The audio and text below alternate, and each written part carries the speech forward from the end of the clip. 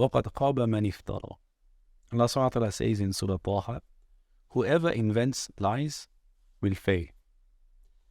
When Musa alayhi salam confronts Pharaoh and his magicians, he reminds the oppressive ruler and his followers not to invent lies against Allah subhanahu wa ta'ala, and that those who invent lies will surely fail. If anybody were to say something about Allah subhanahu wa ta'ala without accurate knowledge, then potentially he has told a lie about Allah subhanahu wa ta'ala. Allah subhanahu wa ta'ala prohibits us in the Quran to say anything about Allah subhanahu wa ta'ala without knowledge. Many of our pious predecessors would hesitate to give a fatwa, a religious judgment on a matter, out of fear that they may say something that contradicts to what Allah subhanahu wa ta'ala would have intended. And there will be those, instead of passing absolute verdicts such as this is halal and that is haram, they would say this is more preferable over the other option, while the other option is makruh or disliked. And such is the caution practiced by those who were aware of the gravity of passing any judgment. And so while lying against Allah subhanahu wa ta'ala is one of the major sins, resorting to any form of lying will only guarantee oneself failure and misfortune. There was this young man who fell out with his friend.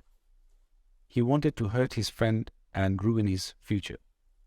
Both these friends went to the same university, and this young man planned to teach the other person a lesson. So him and his friends placed some drugs on his friend's bag and called the police. Upon arrival of the police, they gave witness against his friend they fell out with, so that he goes to jail. The wrongdoing person says, since that day, he suffered the consequence of this action, and several years after what he had done, he had a car accident and lost one of his hands. As all the misfortunes started to weigh him down, he decided to approach the person he framed and to seek his forgiveness. But this friend who suffered refused to forgive him and told him that he turned into an outcast because of that one incident.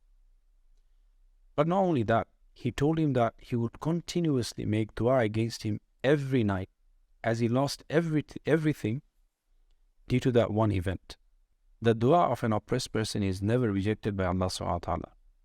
And so this wretched person confesses at the end, because of concocting one lie and ruining someone's life, he now lives only to expect death upon himself any moment because of his du'as.